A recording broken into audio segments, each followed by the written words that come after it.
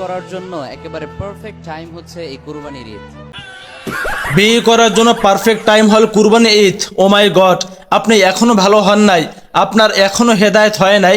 আমি যত চেষ্টা করে আপনাকে নিয়ে আর ভিডিও বানাবো না, কিন্তু এমন ভিডিও আপনি আমাদের সামনে তুলে ধরেন যেগুলো নিয়ে কথা না বললে আর হয় না। তোমরা যারা রিলেশনে আছো, যারা প্রেম করতেছো, যারা রিলেশন করতেছো, তোমাদের জন্য গুরুত্বপূর্ণ আলোচনা। অতএব তোমরা মনোযোগ সহকারে এই বয়ানটি শোনো। ইমিডিয়েটলি তোমার পার্টনারকে একটা মেসেজ ড্রপ করো। সাবধান করে দিছি। তার গার্লফ্রেন্ডকে মেসেজ ড্রপ করবে। ও মাই গড, ড্রপ শব্দটা হুজুরে ভুলতেই পারে না। তাহিরি হুজুরের মার মতো, তাহিরি হুজুর মায়ের সব সারবে, মাগার রেসবি সারবে না। ঠিক হুজুরে সব বলতে পারে, কিন্তু এই মেসেজ ড্রপ শব্দটা হুজুরে বলতে পারে না। স্ট্রেট ফরওয়ার্ড তাকে বলো, জান। বেটা বেয়াদবি কিন্তু বেশি হয়ে যেতেছে। জান বলে ডাকবে। মাই গড, এ তো যারা বিবাহ করে না তাদের জন্য গুরুত্বপূর্ণ আলোচনা। রিলেশন করা বিবাহের আগে সম্পূর্ণ হারাম। তারপরেও দেখেন যারা রিলেশন করে ওই মেয়েকে কি বলে ডাকবে? জান বলে ডাকবে। এটাও তিনি শিখিয়ে দিতেছে। তুমি একটা মেসেজ ড্রপ করে তাকে বলবে জান। নাউজুবিল্লাহ কইলেন না। আল্লাহর জমিনে থেকে তার খেয়ে তার সাথে অনেক নাফরমানি করেছে, আর করতে চাই না। নাফরমানি আর করবে না, তাই আল্লাহ আমাকে মাফ করুক। নাফরমানি হয়তোবা আপনিও আল্লাহর সাথে করতেছেন। আপনি যে পাগলামি করতেছেন, যে কথাগুলো বলতেছেন, এ তো মানুষদের মাঝে বিভ্রান্ত সৃষ্টি হবে। এতে তো আপনার কারণে অন্য আলেমদের বদনাম হয়। আল্লাহ আমাকে মাফ করুক। আপনি হয়তোবা আলেমের নামের কলঙ্ক।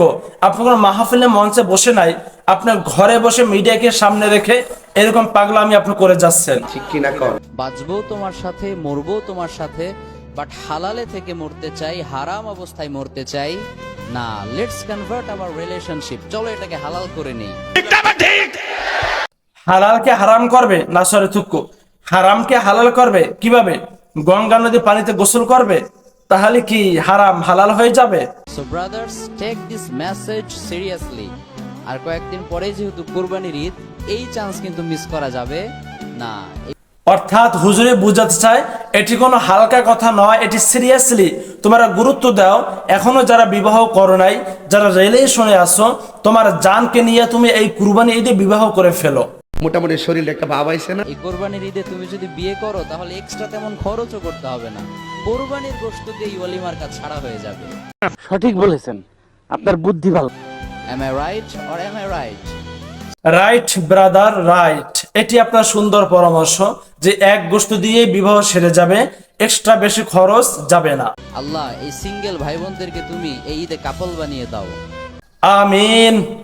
এই যে কাকা না, সরি তো হুজুর, আপনাকে যে আমি এখন কি বলবো আমি ভাষাই খুঁজে পাই না।